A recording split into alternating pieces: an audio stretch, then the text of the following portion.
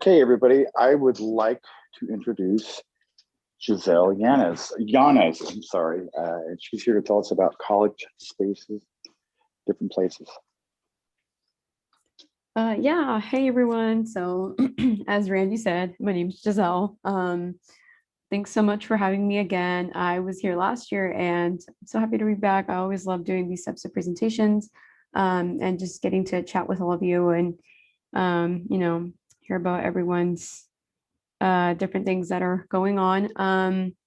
So yeah, like I said, I'm a sophomore at San Francisco State. I just moved here a few months ago, so that's been really exciting. And yeah, like Randy just mentioned, I'm here to talk about college spaces from different places. No, it's a mouthful, it's a long title, but if you hear me refer to it as college spaces, just to shorten that. So yeah, basically I run this program through the Lighthouse for the Blind in San Francisco, and it is a virtual program that is designed for um, visually impaired students who are undergraduate college students throughout California.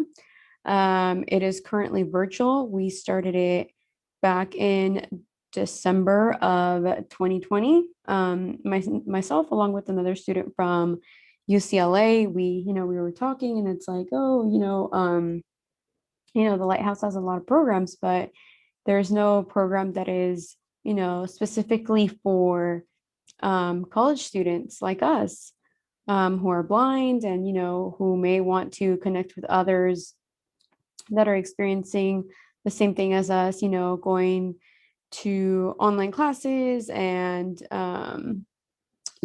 dealing with like the pandemic and all of that. So, we're talking, and it's like, okay, we should create something like that. Like there isn't one, so let's make one happen. And yeah, we started up this program, and it was honestly an idea that we didn't know how far it would go. But we decided to put it out there. Of course, with the help of like Lighthouse staff and all of that. And yeah, we still have our program going on till now. It has been really amazing to see how much it's grown. We have monthly meetings, and we discuss different topics related to like study tips, and we talk about how to find like internships and volunteer opportunities. And we also talk about other stuff like non-academic related, like stress management. And we've had a guest speaker come in, talk about O&M. We talk about like networking and relationships and all of that stuff. So every month we cover a different topic, and we just kind of come together and just share our struggles and our successes. And it's pretty neat because it is virtual. So we do have people from all over California. We have people from like LA, and a lot of people from the Bay Area. And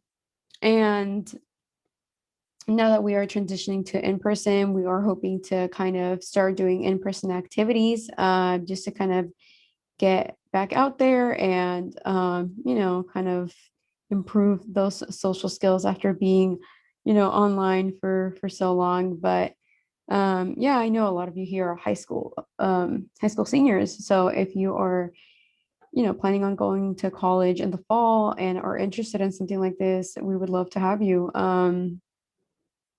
So yeah, does anyone have any questions? Randy, is there anything in particular that you wanted me to elaborate on?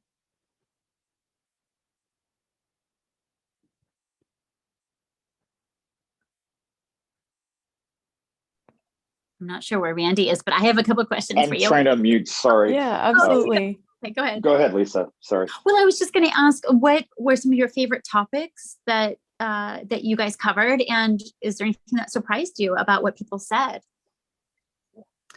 Yeah, so one of the topics that I really liked,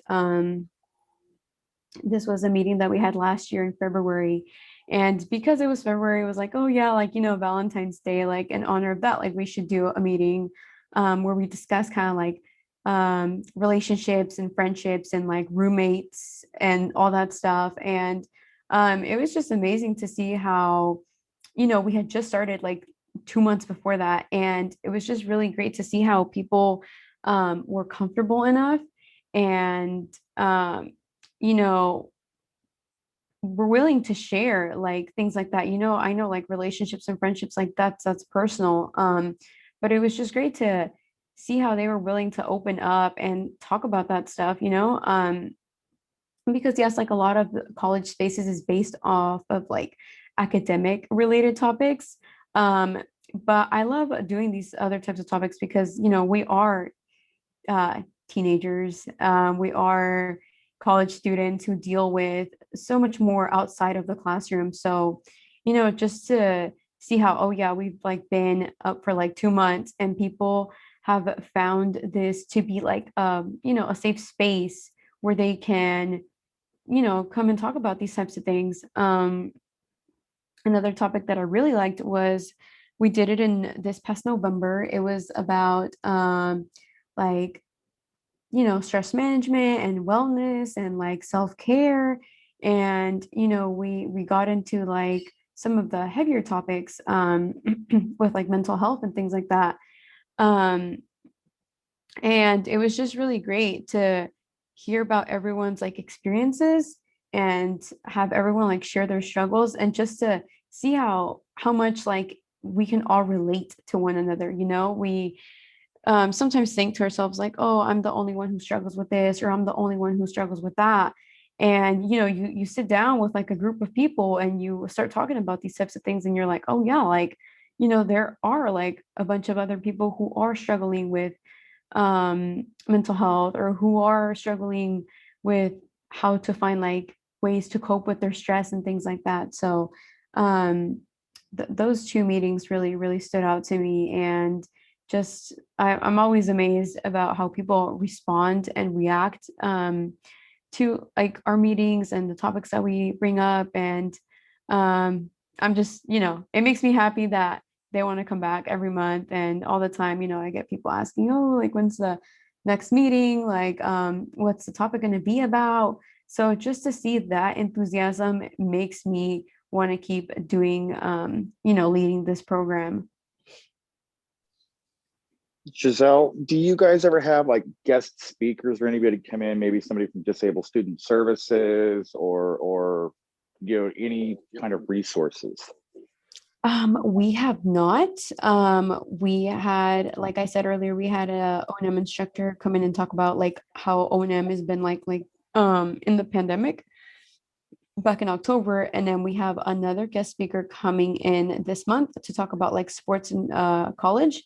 But we have not had any other guest speakers, which I would love to. I'm really hoping that we can bring some more people in this upcoming academic school year, because I do think that that would be pretty helpful. Giselle, How it's Brandy. Oh, go ahead, Brandy. Sorry.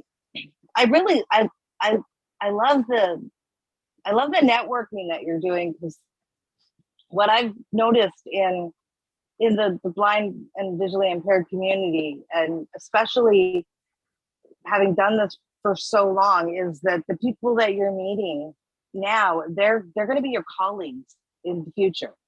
And you're networking now with the people that you're going to be working with in 20, 30 years. And you guys are going to grow so much, and you're building this network and these relationships now. And the blind, and that's what I want all of you guys to understand now. The blind and visually impaired community it's all about network and connections. And I love that you're building this now. It's really fantastic. We've created something really great here. Oh, absolutely. And that's the same thing that we try to, I guess, communicate to everyone in the group is, this is like for, not just for me, not just for any person in particular, but it's for everybody. Like you said, it's the networking that will really get you places in the future. So yeah, I mean, Yeah. there's like people who I've never met before, and then I met them through that, or people who were like, yeah, like, I don't really do anything like within the blindness community. And then, they started coming to college spaces, and now they're involved with like other programs, like within like the lighthouse and things like that. So yeah, it makes me happy to see that other people have been able to get something out of this group, such as, meeting others and making those connections, building friendships, and just networking with one another. Yeah, it's those connections and those friendships. You created something special. I'm so proud of you. I'm so proud of you. Oh my God, thank you. So Giselle, just to kind of piggyback on the idea of networking and looking ahead, when you graduate, what are the plans? Is this going to be handed off to somebody else? Is somebody else being groomed to run this? How does that work? Yeah, so it's funny you say that, because the student who I originally started this with, so he was in his last year at UCLA, so he graduated in June of last year, which was unfortunate because that meant that he had to leave. Um, and that was difficult because this was like something special to us, something that we both co-created. So we had to find someone else to take his place, which we did. One of the participants, who she had been attending since we started, and we kind of did this thing where we were like, okay, he's leaving, so we need to fill in his spot. We had people apply, um, just like a little short application process where we had like some questions. We had people like just, write a few sentences as their answers. And then kind of like off of that, we picked a couple people, met with them, like interviewed them, just to kind of gauge to see where they were at or what their goals were if they were to become part of the leadership team. So we chose a student from here from San Francisco. She goes to City College. And she just started that semester. So I was like, oh, great. Well, you'll be here for at least the next following year. And yeah, so she took over his spot. So her and I have been the ones leading college spaces since this past August. And yeah, well, I have a couple years here left. But yeah, I don't know what's going to happen when I graduate. I really do hope that, someone is able to take my spot and can continue this, because I do think that, it will definitely benefit the incoming classes of college students. So yeah, we shall see. What's been the hardest thing to deal with, or what's been a surprise that you've had to deal with since you've stepped up? Wow, I've actually not really thought of that. I love doing this. This is something that, like I was saying earlier, like just seeing how much the participants are getting out of it, like makes me happy, makes me want to keep doing it. Um, the hardest part, okay, one of the hardest part has been like, okay, so this group is specifically like for undergraduate California students, and we have had students from out of California reach out asking if they can join. Um, and we have had to decline their request, because so sometimes we talk about things like, how the college systems are run in California, or like how DOR is in California, and it's something that, people from other states are not able to relate with, so then they like kind of fall out of the conversation. So it's kind of hard to, I guess, generalize our topics to where they could um, benefit people from like other states. Also, now that we are planning to like do some in-person activities, it would be more difficult to have people from out of state. And, it's just like, okay, we're meeting up in person, but you're like, I don't know, on the East Coast, like you can't come. So, and we just wanted to make it something more, I guess, special and like unique to California students. So I think that's been the hardest part. Also, we've had like TBIs reach out and tell us, oh yeah, like my student is like in high school is it possible that they can come? And, as much as we would love to say yes, it's something that, like I said earlier, there wasn't any group designed for college students. So if we start taking high schoolers in, then that just like defeats the whole purpose. So that's been hard, but that's also given me like ideas to expand this group and kind of, somehow be able to provide maybe some mentorship towards high school students. So yeah, it has like its downfalls, but I try to look at the bright side and kind of turn those down, those, little hiccups in the road into something positive for us to be able to like expand and, accomplish more. What's a topic you guys would like to talk about that you haven't done yet? It's funny you say that too, because I was just thinking when you guys were talking about like finances, that's definitely something that I've been wanting to bring up. Like credit cards and all of that, like opening checking accounts and saving accounts. I think that would definitely be beneficial to a lot of our participants because, most of us are around like the same age group, and there's some of us who are either living independently or planning to or want to or want to expand their knowledge on like finances. So definitely that's a topic that I would love to have in the near future. Cal-Able. Look into that one. That would be a good one probably for your folks. You guys are all in the right age group for it too. Yeah. I'm wondering, as Giselle's telling us about this, do any of the participants, looking ahead, what are some topics that you guys would like to cover if you were to participate in this when you go to college?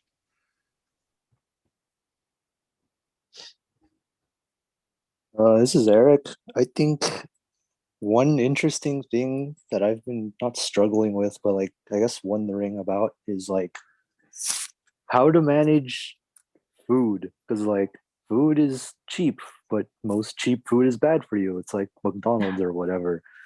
And Very true. To buy the necessary things or the necessary food that is healthier for you, it either takes too long to make or it's too difficult, or it's just a lot easier to go into McDonald's and get like some chicken nuggets, but that's obviously not the best thing to do. So that might be something that would be interesting. Good topic. Very good topic. And who doesn't like food, right? Right. And there's a lot of culture that comes with it too, that whole conversation. I was gonna say that when I go, whenever I start going to college, either if it's with Hatlin or LCB, hopefully one of those two, I'm going to try to join that group because it sounds really interesting. But I was also wondering, how do you get into the group? Yeah, so as of now, we have people contact our direct staff person, which is Daisy Soto. She is the youth transition assistant of the Lighthouse, and she's the one who like basically guides us through like our meetings and things like that, like our planning meetings and stuff. So we have people like RSVP with her, and usually when people are new, she will usually ask you like your name, where you reside, what college you attend to, and yeah, it's honestly a pretty simple process. I will definitely make sure to forward those emails to Randy and Brandy so she can pass that on to all of you in the fall. But yeah, no, it's pretty simple. As long as you just you attend a California college, then you're good to go.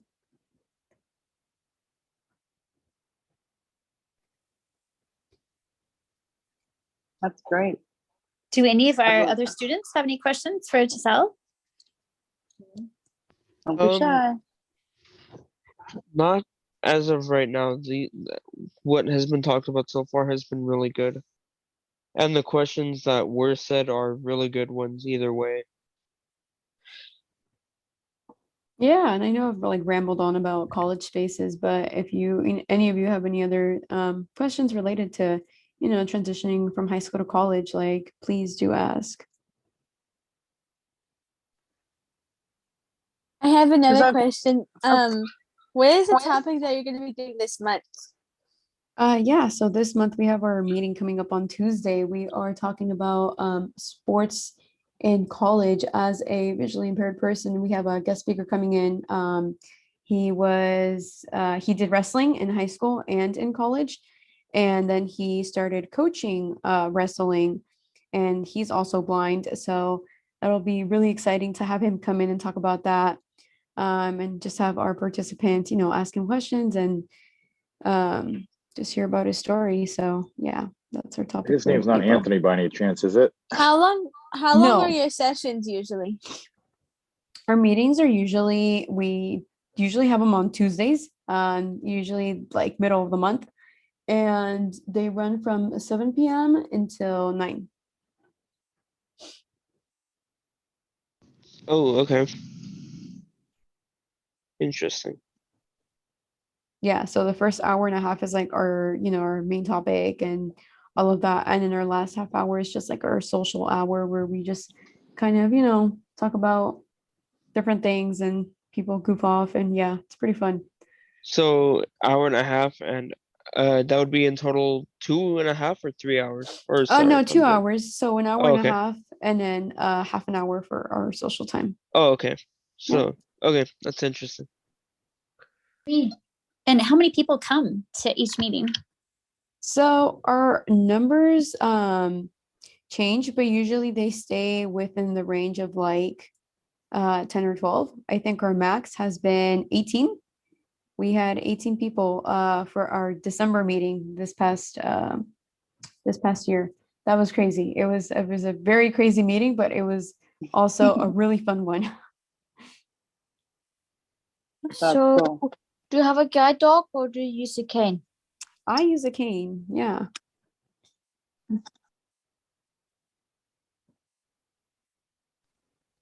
Jisselle, I'm just curious, what's your major? Yeah, so my major is sociology. I know, not that exciting, but it's good. I like it. I would say it's very broad. So it gives me the opportunity to kind of run with it like in different directions, depending on what I want to focus on after I complete my bachelor's. So yeah. That's cool. Can I ask a couple other questions, just kind of real life questions Yep. about college, what it's like? How many hours of homework and study are you putting in? How many hours are you in the classroom? What kind of tech are you using? What does a day look like in the life of Jisselle as a college student? Good question. Yeah. Okay. Okay, so right now I am taking 3 in-person classes and then 2 that are completely online.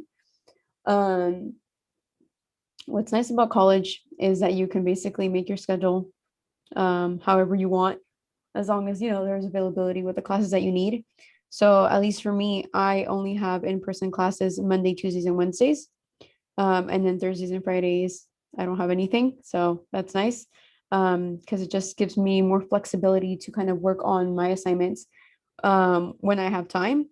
In terms of homework, yeah, there's loads of homework. I think this semester I've definitely had the most homework out of all the semesters that I've been in college.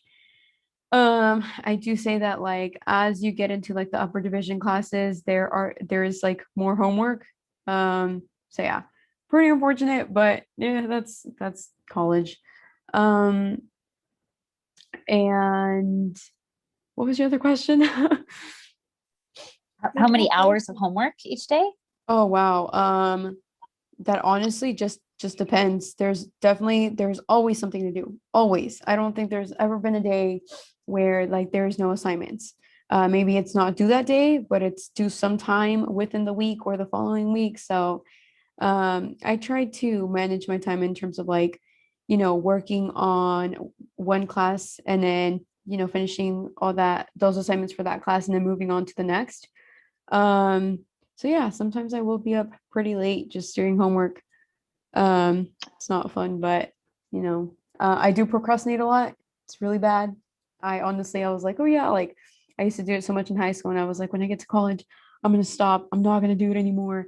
And yeah, I just lied to myself because I do it a lot, and it's not good. But there's just so much going on outside of classes in terms of just life, and finding that balance is not easy, but yeah.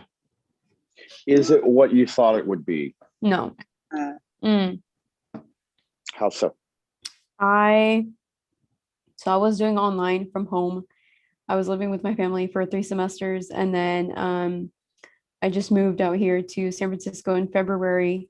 I have an apartment like near the university, and I have like roommates and stuff like that, so it's pretty nice.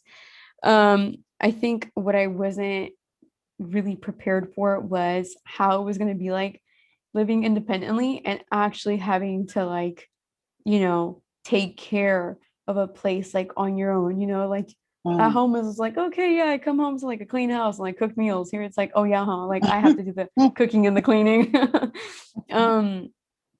So like balancing that and also just getting adjusted to like a different city and like a new environment, learning like how to travel independently like in the city, and also just honestly just going back to in person. After being online for like 2 years, you're kind of like, oh yeah, like I have to like go back and like interact with humans and talk to them and sit like right next to them and be Shower around and people. It was get out of your pajamas. yeah. Am I slouching? Yeah, like actually getting my ready, like gosh. walking to school. Yeah, no, it was. How do you it was a like slap. how do you like that Muni bus right in the middle of that lovely intersection that doesn't give you enough time to cross Oh Highway my 1? God, the Muni platforms are like right in the middle of the avenue. Oh It's my insane. gosh. That crossing right there. Yeah, you're crossing Highway 1, but don't tell anybody you're crossing Highway 1. Really, we're just going to call it something else. Yeah. Thanks. Yeah, I almost so went to San Francisco State. It's a great campus.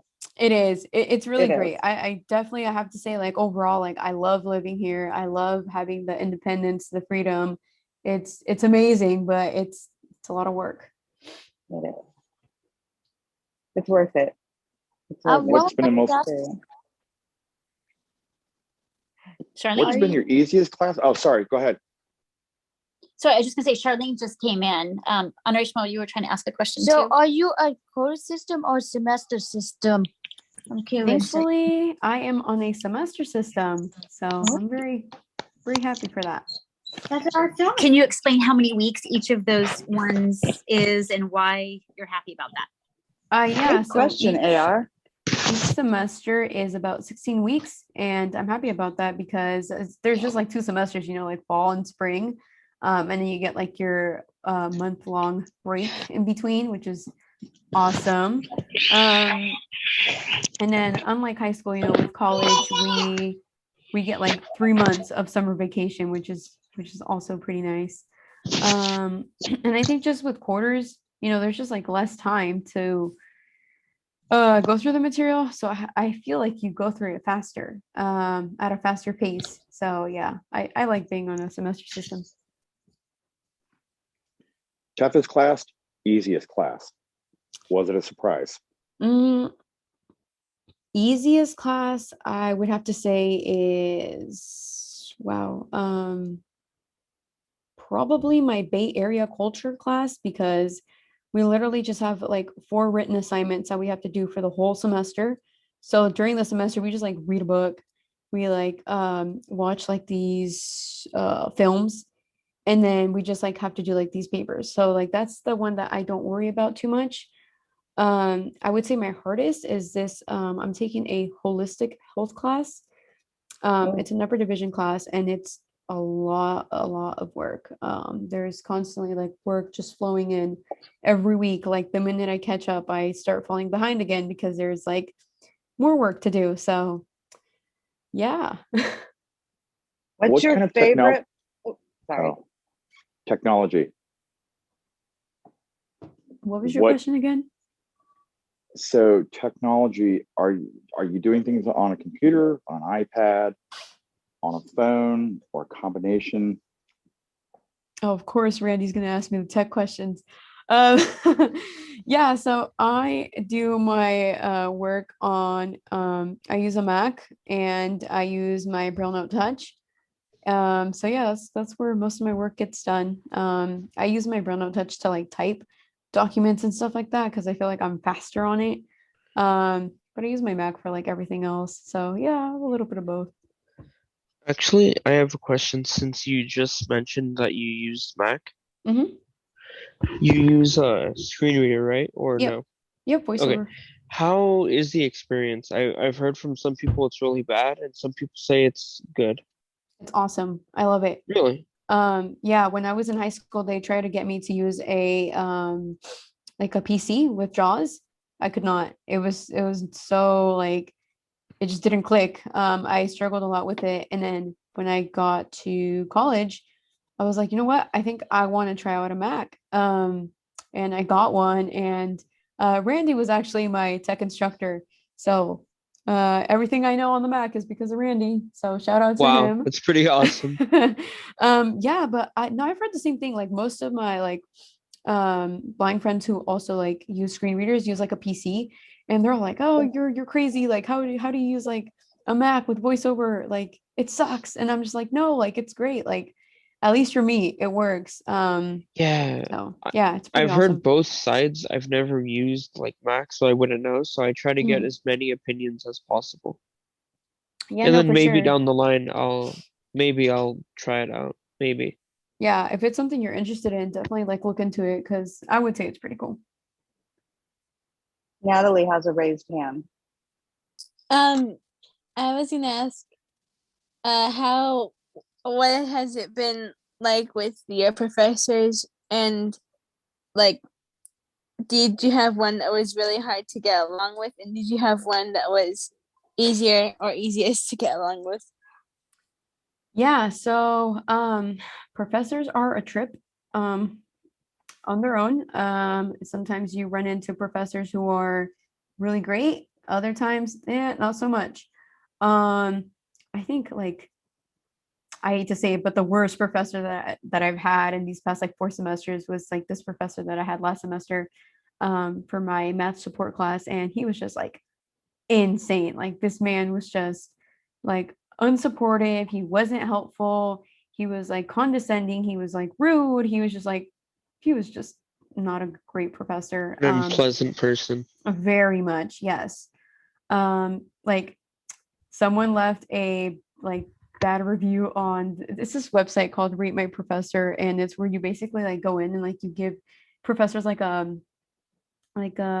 rating, like a 5-star rating, 1-star rating type of thing, and you can like answer questions like what class were you in, like and just like leave comments and stuff like that.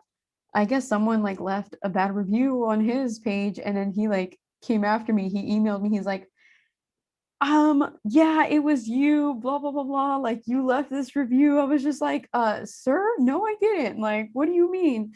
So he was just, I don't know, he was very unprofessional and just not at all a good professor. He just Um, wanted to blame. I know. I was like, why are you blaming me? I was like, that is very messed up, but okay. And then I had other really great professors who so supportive, so understanding, like just they were just willing to basically do anything like to help me. Um, like would go out of their way, to accommodate me and to help me out if I like struggled with any assignment or if something wasn't working out. Um, so yeah, it's a hit or miss. And I mean, I think for the most part, I've had really good professors, a couple here and there that, they're just not that great, but we just gotta have hopes that we run into good professors. For sure. I'm in like high school right now. I took like a Spanish class, wasn't for me. Oh God. My teacher wasn't very accommodating with that stuff. So I went out of the classroom. Yeah. I feel like it's a thing with that in Spanish teachers. Like, I don't know if it's like she just said that she wasn't really accommodating, and I was just thinking about my Spanish teacher that I dropped her class. Yeah, I liked her classroom. It's just that she didn't really accommodate me with what I needed. So yeah, I had it. Well, she said that she was more like a college professor, but I'm in like high school. I'm in my freshman year, but yeah, it was a bit hard. Yeah, and sometimes you'll run into that, you know. I did stop going to this professor's class last semester because he was just like not being helpful. So sometimes that'll happen, you know, and the way in which like the professor, I guess, like the relationship between you and the professor, if like it's not good and it's just like not helpful and it's like, you know, stressing you out and it's just like really bad, sometimes you do get to that point, you know, where it's like, okay, this is not for me, like I need to leave. And it's not a bad thing. Like I've heard of people doing that. I've done it myself. I didn't drop out from the class, but I just like stopped going. So yeah, it could totally happen. Yeah, you have to be able to advocate for yourself. Yeah. And if you need somebody to help you advocate, don't be afraid to reach out. And if you don't feel that somebody can advocate, then reach out to one of us. Yeah. And then we'll help to get you whatever support you need. But don't Absolutely. take it on the chin and don't suffer. Yeah, exactly. Because like don't ever feel like you like that they should be treating you like that, you know, like you are entitled to like your accommodations, and you know, sometimes they're just not willing to be supportive. So reach out, advocate. Yes. It is We've been helpful. students before.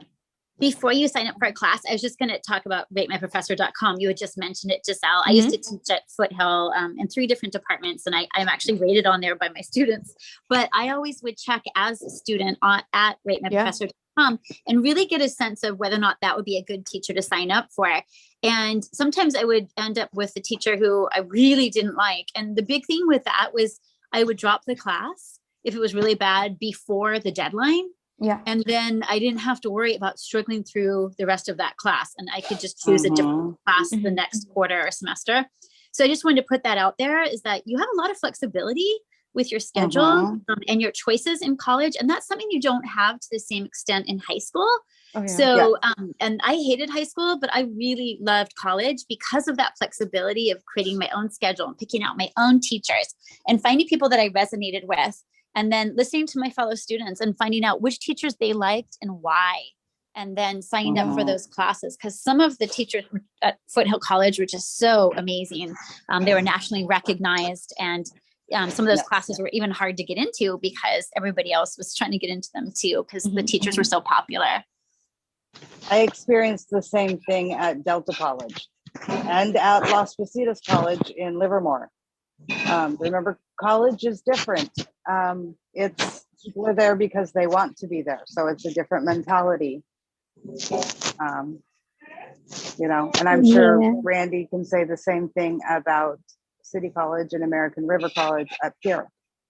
So Jisselle, Lisa just said a word, and I think we should probably touch on this. Talk about enrollment deadlines, and then if you're going to drop a class, and there's penalties if you drop after certain deadlines. Can you explain about that a little bit?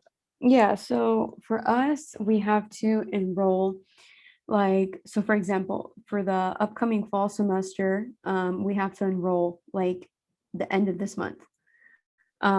So like the enrollment, and because like, okay, you know, when you have like a disability, you should be registered with like disability services. So we get priority registration, which is awesome, because that means you get to register before anyone else does, and you have a higher chance of getting like the classes that you want or that you need. So, you know, you enroll, and the way it works in college is like each class counts for a certain amount of units. usually it's 3 units each. There are a lot of classes that are worth 4 units, and then others that are like 1 unit or 2 units, just depending on like what the class is and what requirement it fulfills. So we enroll like, you know, towards the end of the current semester. And then when the semester starts, you have about a month to drop out of the class without any penalty. If you pass a certain deadline, you end up with what's called a W on your transcript. A W stands for withdrawal. And yeah, no one wants to be walking around with a transcript full of W's. So that's why they recommend that you drop the class within like the first 4 weeks. If it's something that, you know, it's not working out, or you're not interested, or it's, you know, not it for you, you drop it before then. It is difficult to like, you know, drop classes. Like the later in the semester, the more difficult it is to drop these classes. And also, like, let's say you want to drop a class, but like you want to enroll in a different one. Like the availability to enroll in another class after like the first month of the semester is like insane. It's just not impossible, but it's really hard because no professor is going to want to like take in a student after being, you know, in the semester for like a month or two. You know, no one wants to do that. Like there's a lot of material that gets covered within that amount of time, so it's just really hard to do that. That's why I also really recommend for people to, when you are enrolling, to meet with an academic advisor or with an academic counselor and, you know, talk with them, figure out what are the classes that you need to take. So you're not just, you know, taking random classes and wasting your time because, you know, you don't want to do that. So for me, I, like, at least for us here at San Francisco State, for our freshman year, every freshman had like an assigned like university academic advisor who we could like go to and kind of you know, connect about, oh, you know, what classes should I take, or you know, make like an education plan and figure out what classes you needed to take to fulfill like, you know, your general ed requirements. After freshman year, it's kind of up to you to get in contact with your academic advisor for your major, and see what classes you need to take then. But honestly, it's really helpful to do that, or otherwise you're just kind of clueless. Like, I know for me, I was like, okay, well, there's all these classes, but it's like, which ones fulfill this area or which ones fulfill that area. So yeah, definitely, you know, use those resources, honestly. Meet with an academic advisor, make an education plan, so you're not just taking random classes. Can you talk about financial aid? How far out do folks need to start applying for FAFSA? Also, just to point out W's, folks, if you have too many of them on your transcript, that can actually affect your eligibility for financial aid. Yeah, so I hope most of you are familiar with FAFSA. So with FAFSA, it opens the October 1st of every year and it closes March 2nd. So for example, if you're a senior right now and you are planning to start college in the fall and you wanted to do FAFSA, deadline's closed. You should have applied to that before March 2nd. So for example, for me, I applied to FAFSA October of my senior year.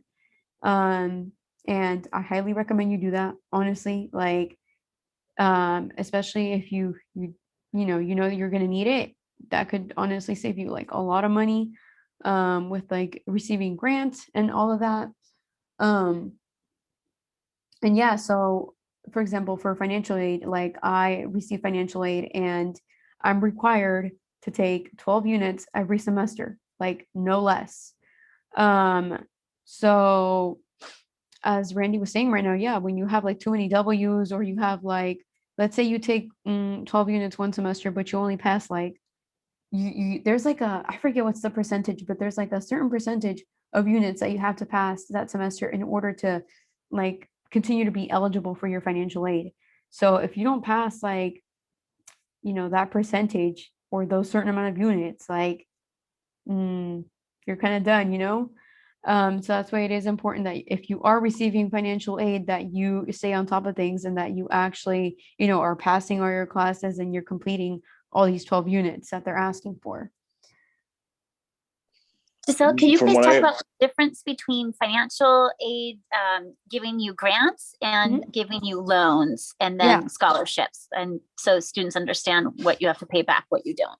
Yeah. So grants is money that is given to you by the state so that you do not have to pay back. Loans you do. So if you take out a loan of, let's say, $5,000, you need to pay back $5,000. And I strongly encourage all of you to not take out any loans if you don't have to, because you take out a loan, you owe money, and on top of that there's interest rates, so you have to pay more money. There was like literally so many teachers that I had in high school who were like in their 30s or 40s, and they're like, oh yeah, I'm like still paying off like my college loans. I'm just like, that is awful. So yeah, loans should be like your last resort. I would say go for financial aid first, and then scholarships. Scholarships are, you apply for them, and that is also money that is given to you, and you do not have to pay that back. I myself did a lot of scholarships when I was a senior in high school, and I did get a couple. And trust me, like you get a few thousands in scholarships, and it's really helpful. I know for like, community colleges, like 2-year colleges, it's not as much money, but like when you actually hit a university and you start looking at all these like tuition prices and all that stuff, it gets to you. It's a lot of money. So yeah, there's a lot of scholarships out there, especially like a lot of them with like blindness organizations like NFB, APH, ACB. So there's a lot out there. If any of you have any questions about scholarships, let me know, and I can get you connected with those because they're pretty helpful. A lot of people will transfer from a JC, so a 2-year college, and then transfer to university. And then some folks go straight to university. What was the determining factor for you? Yeah, so for me, I went straight to university. People ask me this a lot, and honestly, I don't think I have anything in particular, but so since I was a freshman in high school, I knew that I wanted to go straight to a university. Like that was just set. Like that's what I was going to do. And for the longest time, I had like my TBIs, and my teachers be like, oh, are you sure you don't want to go to like, our community college and then you can transfer? Are you sure? Like, start off at a community college and this and this and that. And I was just like, nope. I was just really against it. I think one of the things that did kind of push me to want to go straight to university was that I wanted to leave. I wanted to leave and just actually go out to a different city and be on a college campus and like live there and get that like full college experience, because I knew people that went to community colleges, and I'm just like, oh yeah, like what's it like, and they would just tell me, oh yeah, like I just go to class and come back home. Like, oh, do you know anybody? No. Are you involved in anything? No. And I'm just like, what? Like that just sounds really boring. Like I want to, be on campus and join clubs and meet people, and actually just, I think also I really wanted to kind of go off on my own and live independently and just get out of my comfort zone. And I think I just wanted like a new vibe, a fresh air for something new. So yeah, that was, which I mean, there's like, don't let anyone make you believe that, one's right over the other. Like, it's whatever you want to do, whatever you feel more comfortable with. If you want to go straight to university, go for it. Like, what's stopping you? If you want to start off at a community college and transfer, that's also a really great idea. You save a lot of money. You'll be there for a couple years, get all your general ed requirements out of the way, and then like, apply to a university. So both ways are good. I think it just depends on, each person and what their situation is and what they want to get out of college. Jisselle, I just wanted to bring up the fact that community colleges are free for the first 2 years. Yeah. If you go straight from high school at this time, that wasn't always the case, but that is true. So if finances are a concern, it is a wonderful idea to go straight to a community college from high school. And the other They're point, free? Yes, the first I 2 did years. not know that. If you're a new student and you're just coming in and you haven't been a community college student before, you can take classes for free for the first 2 years and then transfer to a 4-year school if you want to. And the other part I wanted to mention is I went to Foothill. My husband went to Foothill. Both of our girls will go to De Anza or Foothill, and we host international students for De Anza. But the Foothill De Anza community colleges, both of them have extremely active clubs with 40 plus active clubs per campus. And they're managing millions of dollars between them. So they have lots of funds for more active campus life, but there may be some community colleges where there aren't a lot of clubs and there isn't as much campus life. Yeah. So you really want to do your research and figure out which community college you want to go to. And the other thought I was going to bring up too is you can also live away from home and go to a community college. I rented rooms typically from folks when I was a student at Foothill. So that is another option because I didn't want to live at home past 18. It was not a good scene. So there are definitely other options that you can consider. I actually think I remember Richard having someone from either Foothill or De Anza, Deborah, or I forgot her name, but I know it was something like that. De Anza. Yeah. You're right. I can't remember, but she was running the is it DRC or the Assistive Technology Lab? I think it was a lab. I think so. Probably. That's what I did. I did community college and then I transferred into UC Berkeley. And it because I couldn't I changed my major 3 times. To decide before I decided what I wanted to do. And it was really the way to go. That's the average, Brandy. The freshman usually changes their mind 3 times on their major. So it's very, very common. Yeah. I have another question. Is there no way to get your W's off? No. Once you have W's, they are on your transcript. And once you have F's, you have to retake the class to get that off of your transcript, but the F still stays on your transcript. So the whole key is don't get those on there to begin with. Yeah. Like the saying goes, what happens in Vegas stays in Vegas? No. What's on your transcript stays on your transcript. Yeah. I learned the hard way, folks. I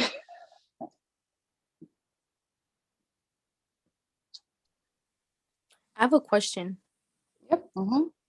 So what's the process of changing your major? And because I'm going in as a political science major, but I know that's gonna change. Political science. I don't want to do it anymore. You're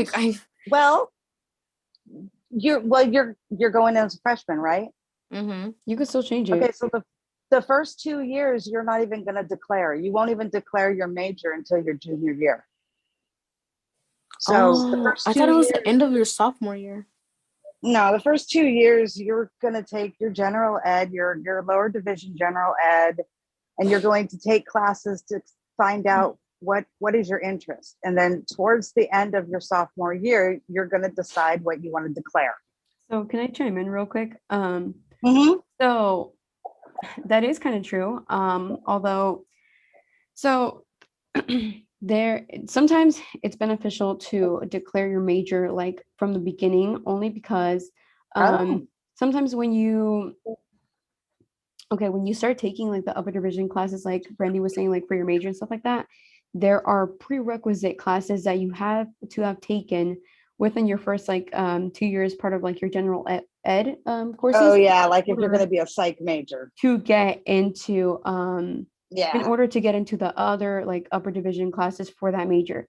And I'm saying this because a friend of mine is majoring in political science. I know it's not what you want to do anymore, but they're majoring in political science right now. And yeah, they have to take like these specific political science classes right now with their general ed courses in order to take the upper division political science classes.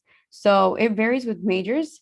And if you're at the community college, because we don't have upper division courses at the community college level, you can only do lower division courses. Exactly. And also like if you want to transfer to a university, like you know, you want to make sure like that the classes that you did take, your like lower division stuff, it like is going to transfer.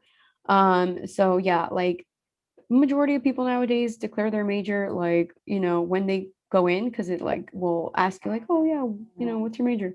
But yeah, there's still people that I know that are like sophomores and they still haven't like declared their major. So I think it just depends. Like you need to really look at what major you're interested in. So if there is like prerequisite classes that you need to take, like you take them within those first 2 years. Good point. Patricia, let's talk after the meeting tonight. And let's talk because let's talk about your interests specifically and kind of get a feel for what your interests, where your interests really lie. Yeah, because I need that because let's talk about that. When I went to apply for this Sac State, they asked me what I was majoring in and I put political science. So that's already there. But again, right now I don't feel like I want to do it based on, you know, how I took my government class and it doesn't really, I'm more into like the activism. We'll talk about that later. Because I'm thinking like international studies or women's studies or something like that. I'm like, political science, this is so not Patricia. Is it not? Because I thought like it was international. You could do like international women's studies. International studies. Oh no. We need to talk, girl. We're gonna talk. Okay. So did you get into Sac State? Oh, that's awesome. That's so exciting. So, we're gonna talk, girl. But yeah, Sac State, that was my second option actually to go to school. So gonna be a hornet. My three schools. Yeah. I think San Francisco State, Sac State, and Berkeley were my three schools. So whoop whoop, all three are here. Yeah, that's really awesome. But yeah, no, you can definitely change your major. Like, don't let that freak you out. Like Brandy was saying right now, like people have changed their major like 3 times within the first year. So you're fine. Yeah. And also, one more question from me. So, and this is Brandy's probably gonna expect this, and Lisa. So what if you want to study abroad? When do you start to like negotiate that? Because I want to go my junior year to South Africa, of course. And so when do I start to talk to the study abroad people at Sac State? My sophomore year? Yeah, so like for universities, they're constantly like advertising study abroad programs and stuff like that. So what I would do is like really look into it, you know, like do your research, see if they offer like that location, and then like you know, start like sometimes they have like informational sessions or like webinars, you know, about like studying abroad and stuff like that. So you definitely like, you know, go to those, get your info, look at the pricing too, see if like, okay, like can I afford this? Okay, yeah, no, maybe. But yeah, definitely like, you know, if you want to do your junior year, then yeah, I would suggest sophomore year. So sophomore year. So like right now, just focus on my academic. Oh, for sure. Oh, for sure. Because if for studying abroad, you also need to be in good academic standing.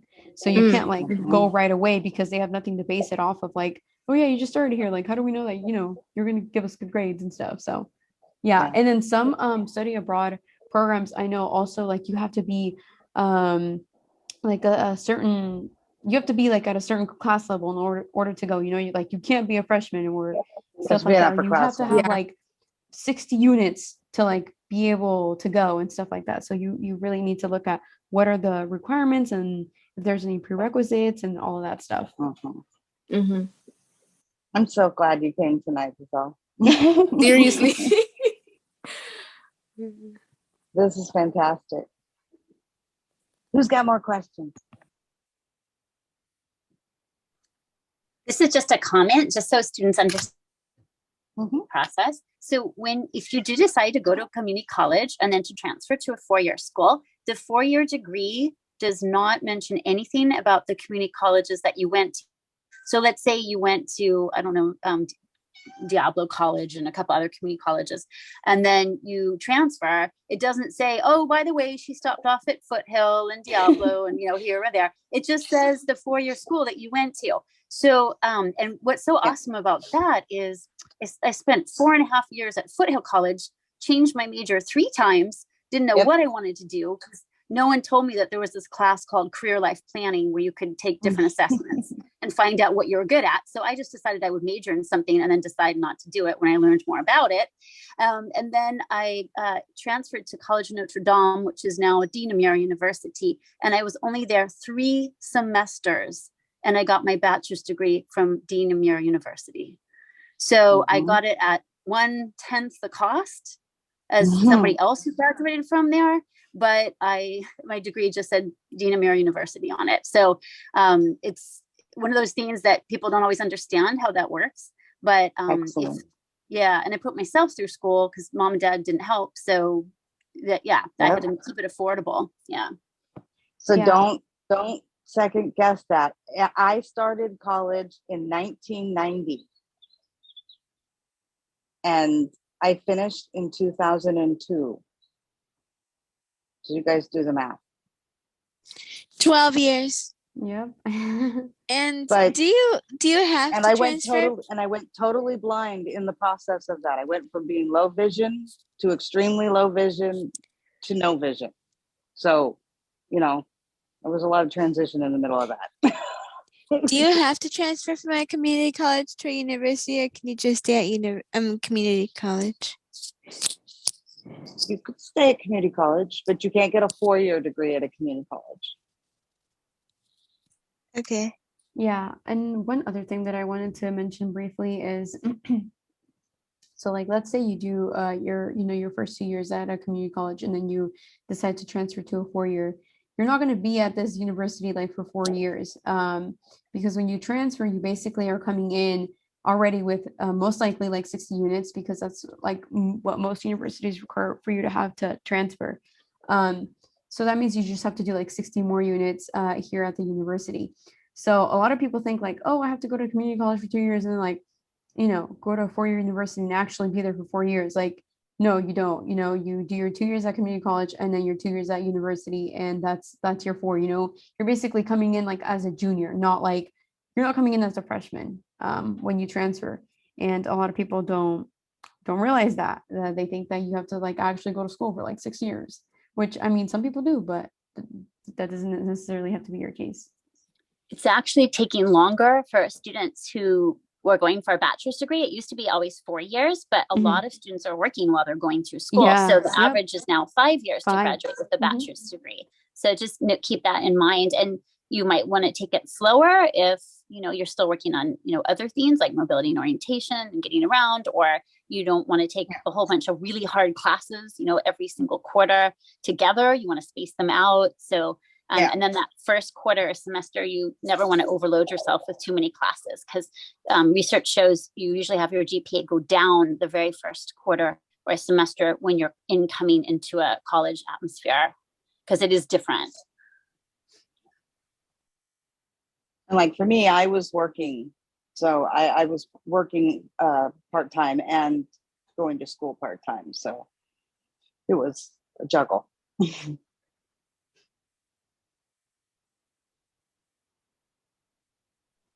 We're at what, 7:18? So Man, time you flies. got any more questions? Jisselle, can I have your number? It's Natalie, so then I can kind of ask you more questions if I have any. Yeah, I can give you my email. Is that okay? I think I have it. I have to find it, but let me see. Could Okay. you do the same for me, please? Because Yeah, absolutely. I'll put my email in the chat. I'm sorry about the background noise. My sister has her tablet, so she's like, "Oh, loud." Michaela, come over here and say hi. Hi. And I'll make sure that if anybody can't get the chat log, Randy and I'll make sure that we send out Giselle's email for everybody.